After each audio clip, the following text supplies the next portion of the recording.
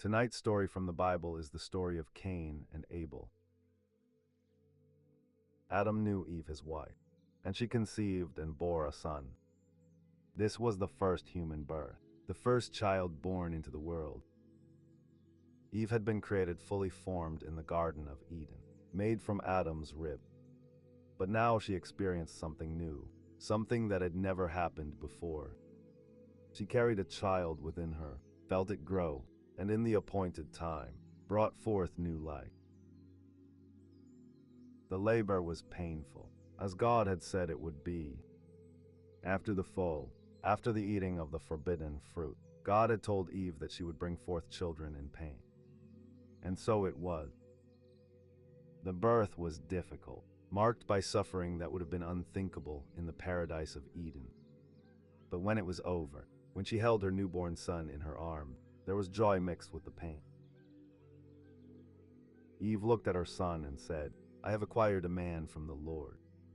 She named him Cain, a name that sounded like the Hebrew word for acquired or gotten. In this name was both triumph and faith. Despite the curse, despite the pain, despite their expulsion from Eden, life continued. God had allowed them to have a child. The promise that they would multiply and fill the earth was beginning to be fulfilled. Cain was the first child, the firstborn of all humanity. He was born outside the garden, born into a fallen world, born under the curse. He never knew the paradise his parents had known. From his first breath, he lived east of Eden, in the land where thorns and thistles grew, where the ground was cursed, where death was a reality. Adam and Eve raised their son, teaching him about the world as they knew it. They told him about the garden, about the trees and the river, about the animals they had named. They told him about God, about how he had created them, about how he had walked with them in the cool of the day. And they told him about the sin, about the forbidden fruit, about the terrible choice that had led to their expulsion from paradise. Then Eve conceived again and bore another son. This second child they named Abel, a name that meant breath or vapor, suggesting something fleeting, temporary, transient. Perhaps in choosing this name, they sensed something of his destiny, some awareness that his time on earth would be brief. Now there were 4 humans in the world: Adam and Eve, the first man and woman, and their 2 sons, Cain and Abel. This was the beginning of human family, of sibling relationship, of the complex web of connections that would characterize humanity throughout history. The 2 brothers grew up together. They learned from their parents, listened to the stories of Eden, heard about the God they could not see but who was present with them. They learned to work, to survive in a world that was no longer perfect, that required effort and toil for survival. As they grew, the brothers developed different skills and interests. Abel became a keeper of sheep. He learned to tend flocks, to care for animals, to protect them from danger, to lead them to good pasture and clean water. This was work that required patience, gentleness, constant attention. The shepherd's life was one of watchfulness and care, of responsibility for vulnerable creatures. Cain became a tiller of the ground. Like his father Adam, he worked the soil, planted seed, tended crops, harvested what grew. This was hard work, made harder by the curse God had placed on the ground. The earth resisted him. Thorns and thistles competed with the crops. The soil yielded its produce only through sweat and toil. Both occupations were necessary. Both were honorable. Both required skill and dedication. Abel provided meat and wool from his flocks. Cain provided grain and vegetables from his field. Together, the brothers contributed to the survival and sustenance of the first human family. Time passed, and the day came when both brothers brought offerings to the Lord. This was an act of worship, a recognition that everything they had came from God, that their lives and their work were ultimately dependent on Him. They brought to God a portion of what they had produced, giving back to Him from what He had given to them. Cain brought an offering of the fruit of the ground.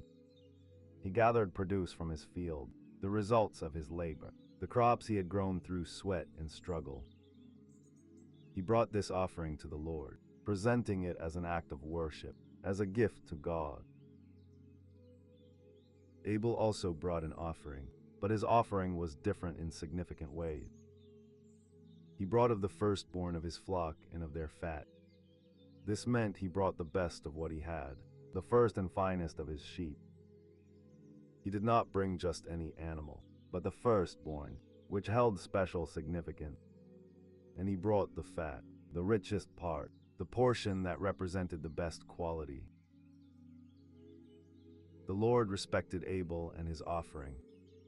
God looked upon what Abel had brought and accepted it. He regarded Abel with favor, showed approval of both the man and his gift. The offering was pleasing to God, acceptable, received with divine pleasure. But the Lord did not respect Cain and his offering. God did not look with favor on what Cain had brought. There was no acceptance, no approval, no indication of divine pleasure. The offering was rejected, or at least not regarded with the same favor that Abel's offering had received. The text does not explicitly state why God respected Abel's offering and not Cain. But certain differences were evident. Abel had brought the firstborn, the best of his flock, while the text does not say that Cain brought the first or the best of his produce. Abel had brought the fat, the richest portion, showing that he gave God his finest. The quality and attitude behind the offerings seemed to differ. Later in Scripture, a commentary on this event would suggest that Abel offered his sacrifice in faith, while Cain did not. The difference was not merely in what was offered, but in the heart of the one offering. Abel approached God with faith, with genuine worship, with a heart that honored God. Cain's approach apparently lacked this faith, this genuine devotion. When Cain saw that his offering was not accepted while Abel's was, he became angry. The rejection stirred something dark within him. His countenance fell. His face showed his displeasure, his disappointment, his rage. He could not hide what he was feeling. The anger was visible, obvious, written on his face for all to see. This was a crucial moment, a turning point in the story. Cain faced the choice. He could examine his heart, could seek to understand why his offering was not accepted, could humble himself and bring a better offering. Or he could allow the anger to grow, could nurse the resentment, could blame others for what had happened. The Lord saw Cain's anger, saw his fallen countenance, and he spoke to him. God did not ignore Cain's emotional state, did not leave him to struggle alone with his feelings. He addressed the situation directly, asking questions designed to make Cain think, to help him see what was happening within him. God said to Cain, "Why are you angry? And why has your countenance fallen?" These were penetrating questions. They forced Cain to examine his reaction, to consider why he was responding this way. God was giving him an opportunity to reflect, to reconsider, to recognize what was happening in his heart. Then God said, "If you do well, will you not be accepted?" This was an offer, a promise, a path forward. The rejection of Cain's offering was not final, not permanent.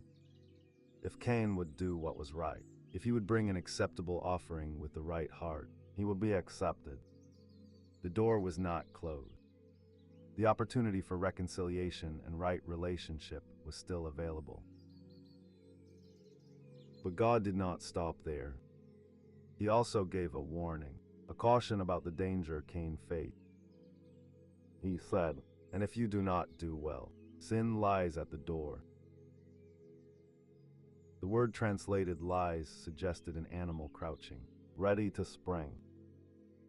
Sin was pictured as a predator waiting for an opportunity to attack, lurking just outside, ready to pounce. Cain was in danger. If he did not deal with his anger, if he did not turn from the path he was on, sin would overtake him. God continued, and its desire is for you, but you should rule over it. Sin wanted to dominate Cain, to control him, to master him. Like a wild beast, it desired to overcome him, to make him its prey. But God said that Cain should rule over sin, should master it, should exercise control over his impulses and emotions. The power to resist was available. The choice was Cain. This was clear warning, direct instruction, an opportunity to turn back from the dangerous path. God was speaking to Cain, guiding him, trying to prevent the tragedy that was looming. Cain had every opportunity to heed this warning, to control his anger, to make a different choice. But Cain did not heed the warning. He did not rule over sin. Instead, he allowed the anger to grow, allowed the resentment to fester, allowed dark thoughts to take root in his heart. He looked at his brother Abel and saw not a brother but a rival, not a companion but a threat, not someone to love but someone who had taken what should have been his. Cain spoke to Abel his brother. The text simply says Cain talked with Abel his brother, suggesting conversation, perhaps even planning. Some ancient versions of the text add that Cain said, "Let us go out to the field," proposing that they leave the vicinity of their home, that they go somewhere more isolated, somewhere away from their parent. Whether these words were spoken or not, this much is clear. Cain and Abel went out to the field together. They left their dwelling, walked away from safety and witnesses, went out into the open land where Cain worked his crops. They were alone, just the two brothers, away from anyone who might intervene or see what was about to happen. And it came to pass, when they were in the field, that Cain rose up against Abel his brother and killed him. This was the first murder, the first time one human being deliberately took the life of another. Violence had existed in fallen creation. Animals died. Blood was shed to make garments for Adam and Eve. But this was different. This was brother killing brother, hatred leading to violence, anger culminating in death. The text does not describe the method or the details. It simply states the terrible fact. Cain killed Abel. The how is left to imagination, but the what is stark and clear. Abel, the keeper of sheep, the one whose offering God had accepted, the faithful worshiper, was dead at his brother's hand. Abel's blood soaked into the ground. His body lay still in the field. His breath, which his name meant, had ceased. His life, which had been a vapor, had dissipated. The first child born into the fallen world was followed by the first person to die by violence. Death, which had entered the world through sin, now manifested in a new and terrible form. Then the Lord said to Cain, "Where is Abel your brother?" God knew what had happened. He knew where Abel was, knew what Cain had done. But he asked the question anyway, giving Cain an opportunity to confess, to admit what he had done, to show remorse for his action. This was great, giving the murderer a chance to repent. But Cain responded with a lie and with defiance. He said, "I do not know. Am I my brother's keeper?" I do not know. This was a direct lie. Cain knew exactly where Abel was because Cain had killed him. He knew what had happened to his brother because he had made it happen. The lie compounded the sin, adding deceit to murder. Am I my brother's keeper? This question was meant to deflect responsibility, to suggest that he had no obligation to know where his brother was, that he was not responsible for Abel. The word keeper echoed Abel's occupation. He was a keeper of sheep. Was Cain supposed to keep his brother as Abel kept his flock? The question was insolent, challenging, refusing to accept responsibility. But God was not deceived by the lie or distracted by the deflection. He said to Cain, "What have you done?" This was the same question God had asked Eve in the garden after she ate the forbidden fruit. It was a question that exposed guilt, that brought sin into the light, that demanded acknowledgement of wrongdoing. "What have you done, Cain? What terrible act have you committed?" Then God said something that revealed he knew exactly what had happened. He said, "The voice of your brother's blood cries out to me from the ground." Abel's blood had soaked into the earth, but it was not silent. It cried out, it spoke, it testified against the one who had shed it. Blood was life, and the unjust taking of life demanded justice. The innocent blood spilled on the ground called out to God for vindication, for judgment, for reckoning. This was powerful imagery. The blood itself had a voice. The earth that had received the blood carried its testimony. Nothing could be hidden from God. Murder might be done in a remote field, away from human witnesses, but God saw everything, heard everything, knew everything. The crime could not be concealed. Now Cain would face the consequences of what he had done. God pronounced judgment, declared the penalties that would follow this terrible sin. He said to Cain, "So now you are cursed from the earth, which has opened its mouth to receive your brother's blood from your hand." Cain was cursed from the earth. The ground itself, which had received Abel's blood, would now turn against Cain. The earth had been cursed after Adam's sin, made resistant and difficult to work. Now there would be an additional curse, specific to Cain, related to his crime. God continued, "When you till the ground, it shall no longer yield its strength to you." Cain was a farmer, a tiller of the ground. His livelihood, his skill, his occupation depended on the earth yielding crop. But now the earth would no longer cooperate with him. It would not yield its strength. Even when he worked the soil, planted seed, did everything right, the ground would not produce as it should. The curse would frustrate his effort, would make his work fruitless, would deny him the harvest he needed to survive. This was a direct consequence of his crime. He had shed blood onto the ground. Now the ground would testify against him by refusing to produce for him. The very earth would bear witness to his guilt. God pronounced another consequence. "A fugitive and a vagabond you shall be on the earth." Cain would not be able to settle in one place, would not be able to establish a permanent home. He would be a fugitive, someone fleeing, someone running from the consequences of his crime. He would be a vagabond, a wanderer, someone with no fixed dwelling, no stable life, no peace or security. This was exile of a different sort from Adam and Eve's expulsion from Eden. They had been driven from paradise, but had been able to establish a life outside the garden, to work the ground, to build a home, to raise a family. Cain would have none of this stability. He would wander, driven by his guilt, unable to rest, unable to find peace.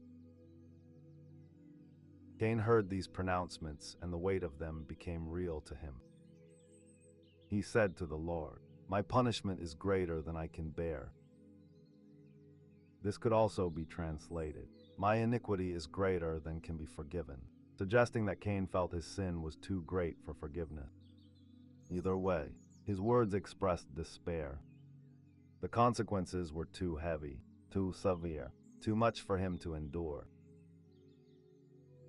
Cain continued, "Surely you have driven me out this day from the face of the ground. I shall be hidden from your face. I shall be a fugitive and a vagabond on the earth, and it will happen that anyone who finds me will kill me. Cain understood what the curse meant. He would be driven from the ground, unable to work the soil successfully. He would be hidden from God's face, cut off from divine presence and protection. He would wander the earth without home or security. And he feared for his life. Anyone who finds me will kill me, he said. This statement is curious because at this point in human history, there were presumably only 3 humans alive: Adam, Levi, and Cain. Abel was dead. No other children had been mentioned yet. But the statement suggests that other children had been born to Adam and Eve, or that Cain anticipated they would be born, and that these others would seek to avenge Abel's death. The principle of blood vengeance, of family members avenging a murdered relative, was apparently understood even at this early stage of human history. Cain feared that he would be killed in retribution for what he had done. Having been a murderer, he feared becoming a murder victim. The violence he had initiated would come back upon him. This is often the way of sin. It turns back upon the sinner, bringing the very thing that was inflicted on others. The Lord responded to Cain's fear with a surprising statement. He said, "Therefore, whoever kills Cain, vengeance shall be taken on him 7-fold." God was not going to allow Cain to be killed in revenge. Despite his crime, despite his guilt, despite the justice that might demand his life for Abel's life, God protected him. Anyone who killed Cain would face divine vengeance 7 times. The punishment for killing Cain would be far worse than anything Cain himself faced. This was mercy in the midst of judgment. Cain deserved death for his crime, yet God spared his life. The curse was severe: exile, wandering, frustration in work, separation from God's faith, but it was not death. God maintained his own prerogative for justice, preventing humans from taking vengeance into their own hands. Then the Lord set a mark on Cain. This mark was a sign, a visible indication that Cain was under divine protection. The nature of the mark is not described. It might have been a physical marking on his body, or it might have been some quality or characteristic that made him recognizable. Whatever it was, its purpose was clear. The mark was not primarily a mark of guilt, though Cain certainly bore guilt. It was a mark of protection. Anyone who saw Cain, who recognized the mark, would know that he was not to be killed, that God had decreed protection for him, that vengeance was forbidden. The mark prevented anyone finding Cain from killing him. This mark on Cain became part of his identity, part of his story. He bore it for the rest of his life, a constant reminder of what he had done, but also a sign of God's mercy in sparing his life. He was marked as both guilty and protected, as both judged and shown grace. Then Cain went out from the presence of the Lord. This was a deliberate departure, a moving away from where God's presence was most strongly manifested. Perhaps God had met with Adam's family in a particular place, a location where they came to worship, where they brought their offerings. Cain left this place, left the vicinity of his parents, left everything familiar. He dwelt in the land of Nod on the east of Eden. Nod meant wandering, fitting for one who had been cursed to be a fugitive and a vagabond. The land was east of Eden, further away from the paradise that had been lost, further into the wilderness, further from the original home of humanity. Cain knew his wife in the land of Nod, and she conceived and bore a son named Enoch. This brief mention raises questions.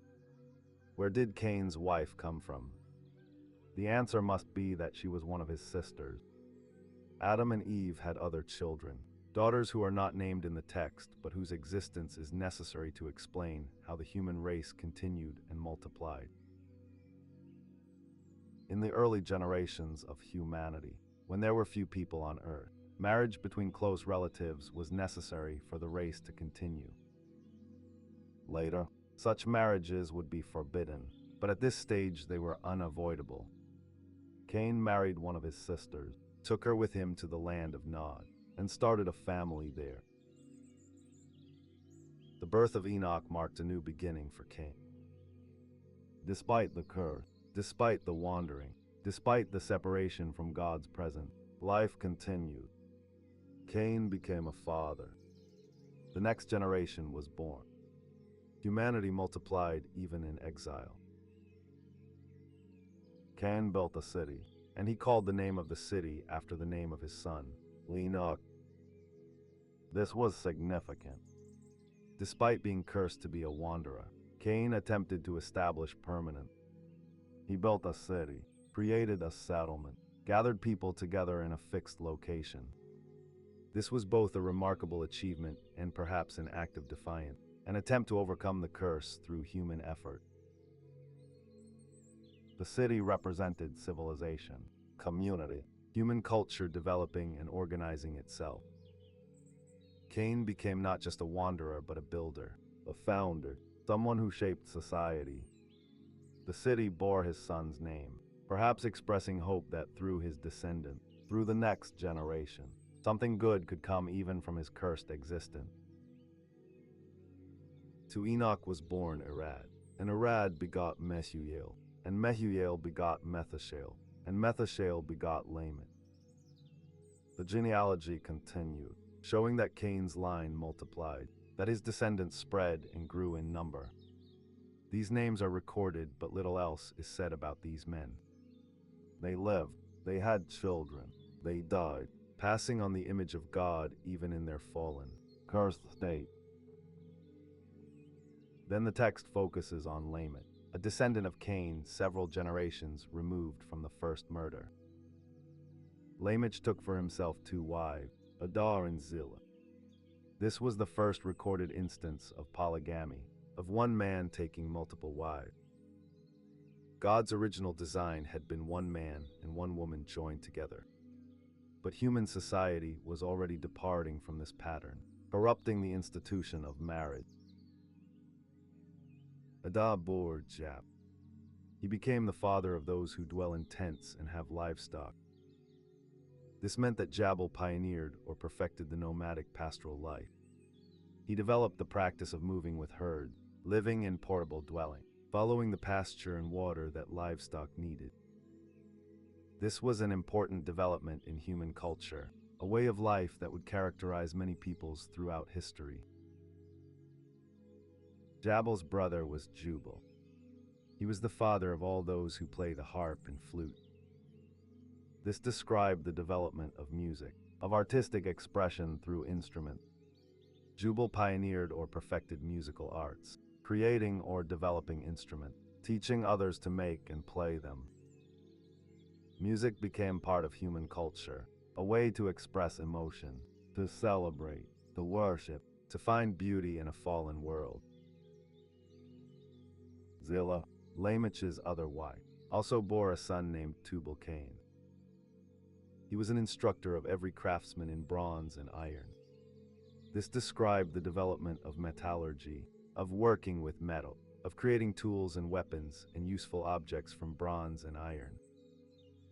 This was a technological advancement, the ability to shape metal, to create stronger and more effective implements. The descendants of Cain, despite their ancestors' curse, despite their exile from God's presence, were advancing human culture. They were developing music, metalworking, various forms of livelihood. They were building civilization, creating art, making technological progress. Yet all of this was happening apart from God, in the land of wandering, among people cut off from the presence they had been created to enjoy. Tubal-Cain's sister was Naamah.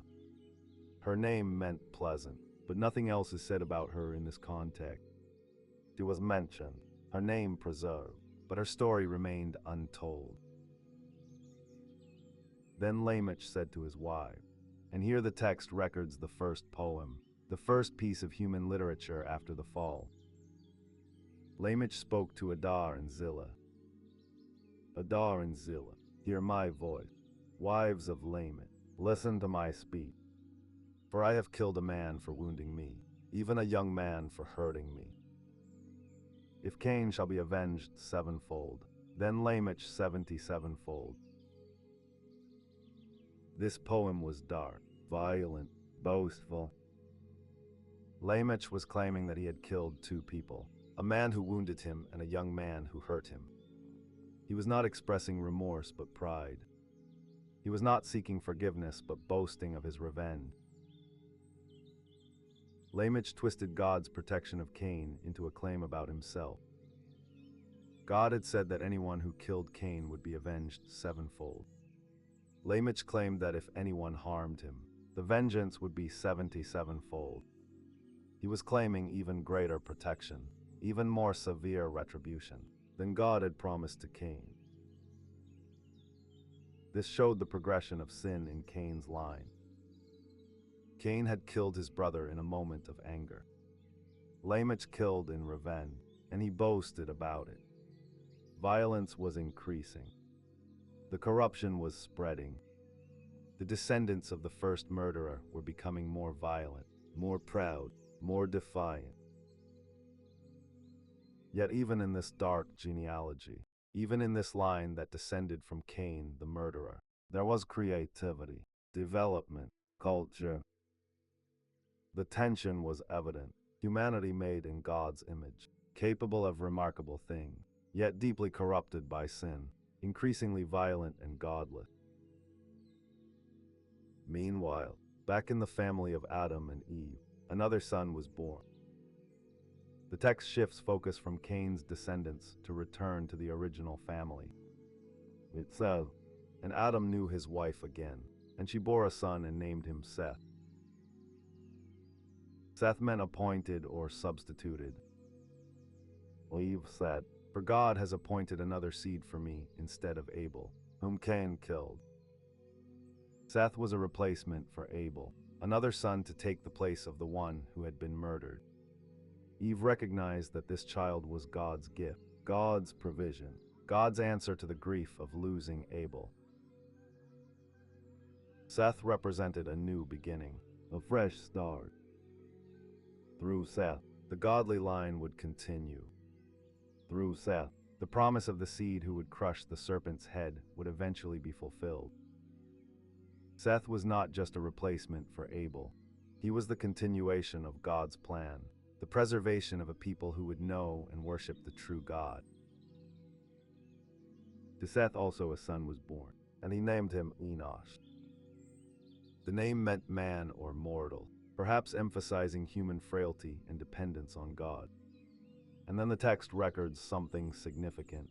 Then men began to call on the name of the Lord. This was a turning point, a new development in human history. People began to worship, to pray, to call upon God's name. This suggests public worship, communal acknowledgement of God, perhaps the establishment of regular times and places for calling upon the Lord. While Cain's descendants were building cities and developing culture apart from God, Seth's descendants were calling on God's name, maintaining relationship with him, preserving the knowledge of the true God. Two lines of humanity were diverging, one increasingly godless despite cultural advancement, the other maintaining faith and worship despite living in a fallen world. The story of Cain and Abel was not just about two brothers and a murder. It was about the beginning of human history after the fall, about how sin spread and intensified, about how humanity chose different paths in response to God. Some, like Cain, went their own way, building civilization apart from God, achieving great things but losing their souls. Others, like Seth and his line, called on the name of the Lord, maintaining relationship with God, preserving faith for future generations. The blood of Abel cried out from the ground, and that cry echoed through the generations. It spoke of the injustice of violent, of the seriousness of murder, of the value of human life. Every person was made in the image of God, and to kill another person was to attack that image, to destroy what God had made and valued. Cain's mark reminded everyone who saw him of both judgment and mercy. He was guilty, cursed, wandering, but he was also protected, spared, allowed to live and have descendants. God's justice was real, but his mercy was also real. Even the first murderer was not simply destroyed, but was given opportunity to live, though under the weight of his guilt and the consequences of his sin. The grief of Adam and Eve at losing Abel must have been profound and overwhelming. They had already experienced loss when they were expelled from Eden, when they left the paradise God had made for them. But that loss, as painful as it was, did not compare to losing a child. To have your son killed by your other son was a tragedy beyond measure.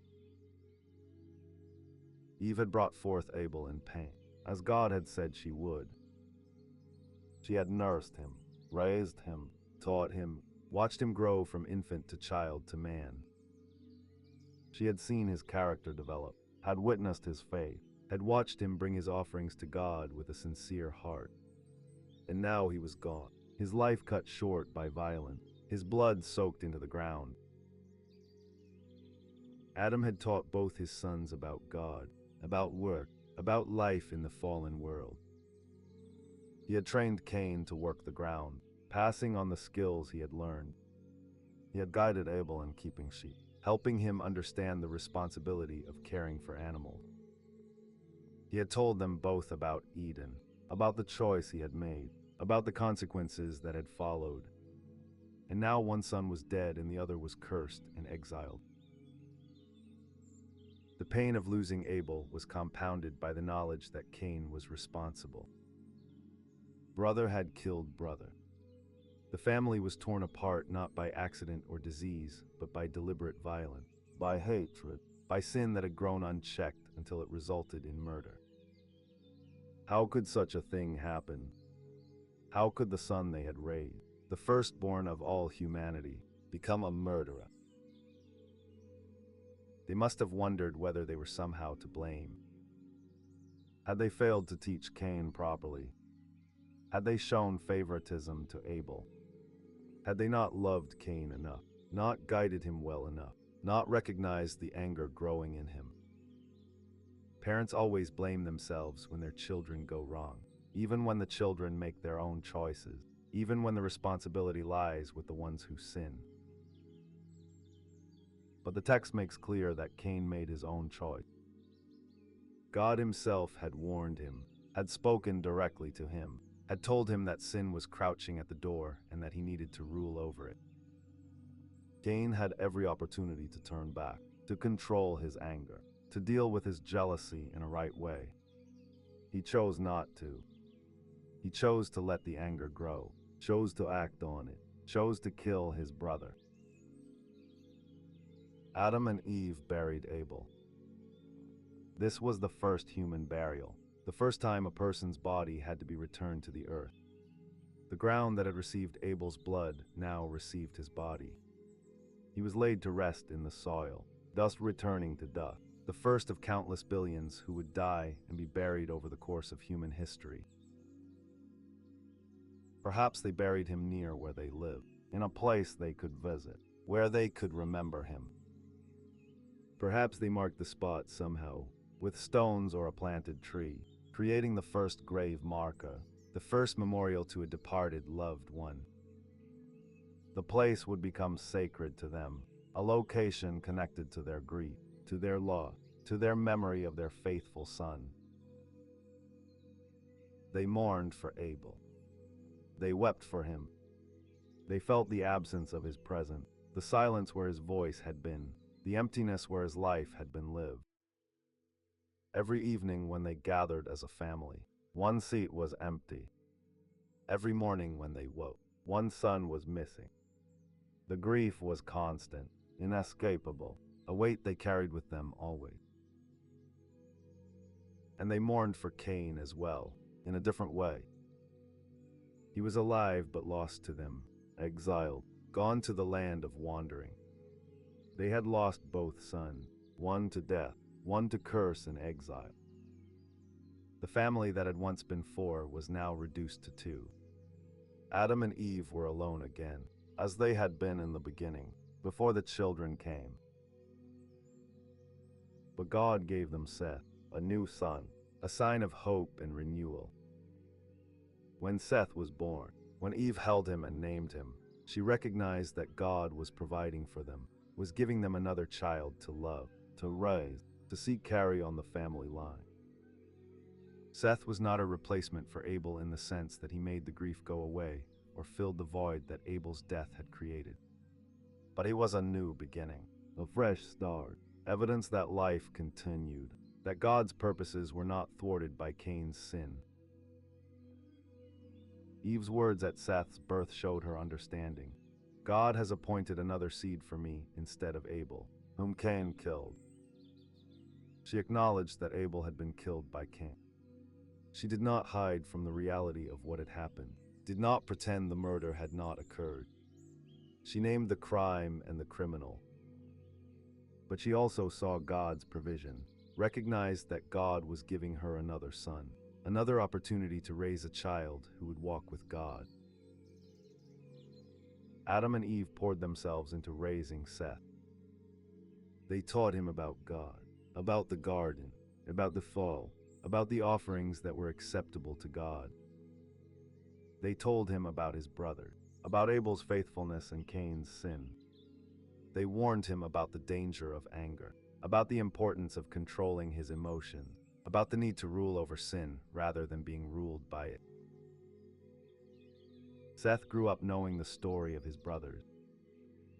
He knew that Abel had been a keeper of sheep, that he had brought the firstborn of his flock to God, that his offering had been accepted.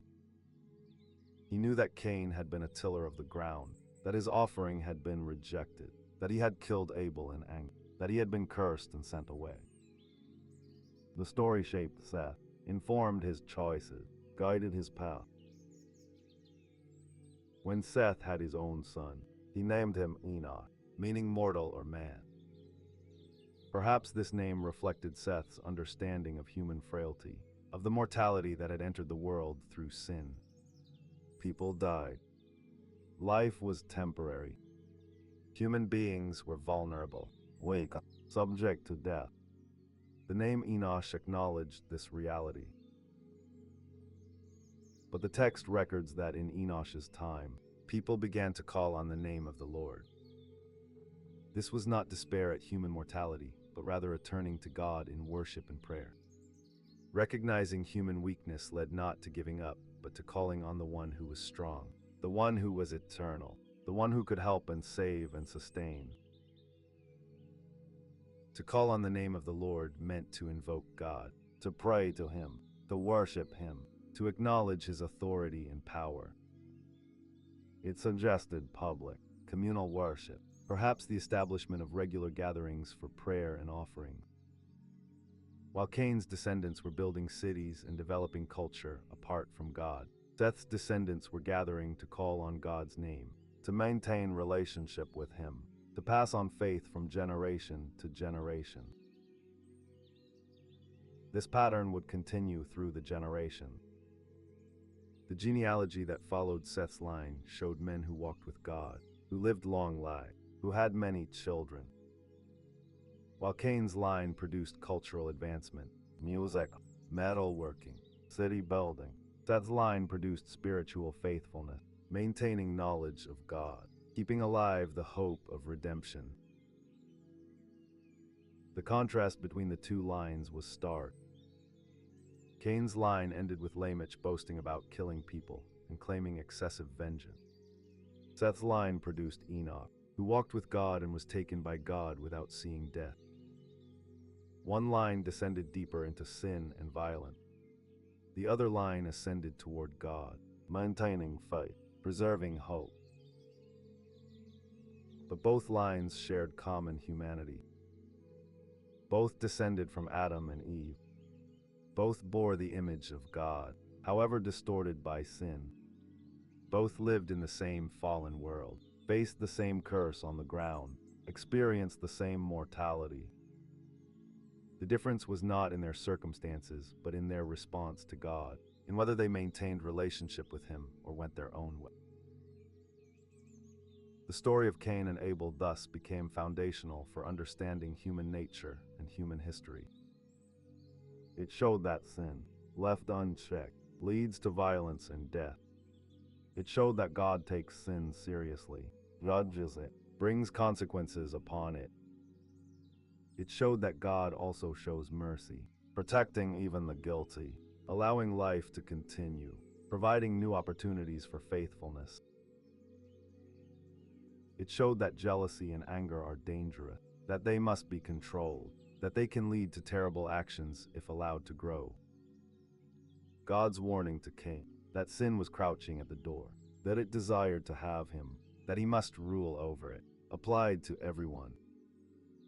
Everyone faced temptation, everyone struggled with sin, everyone had to choose whether to rule over their impulses or be ruled by them. The story showed that worship matters, that how we approach God is important, that faith is essential to acceptable worship. Abel's offering was accepted because it was offered in faith, because it represented his best, because it came from a heart that truly honored God. Cain's offering was rejected because it lacked these qualities, because Cain went through the motions without genuine devotion. The story showed that consequences follow choices.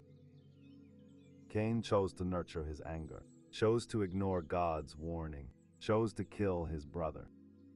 And he faced severe consequences: curse, exile, wandering, separation from God's presence. Yet even in judgment, mercy was present. Cain was not killed, was protected, was allowed to live and build and have descendants. The story showed that innocent suffering has meaning. Abel did nothing wrong. He brought an acceptable offering, lived by faith, honored God. Yet he was killed, murdered by his own brother. This was unjust, undeserved, wrong. But his blood cried out to God, and God heard, and God acted. Innocent suffering does not go unnoticed by God. He says, He knows, He responds. The story showed that God's purposes continue despite human sin. Cain's murder of Abel could have ended the human race, or at least the line through which God's promises would be fulfilled. But God provided Seth, and through Seth the line continued, and eventually the promised seed would come, the one who would crush the serpent's head, the one who would undo the damage sin had done. Years passed. Adam and Eve grew old. They had more sons and daughters, a large family that multiplied and spread. They lived to see grandchildren and great-grandchildren and many generations.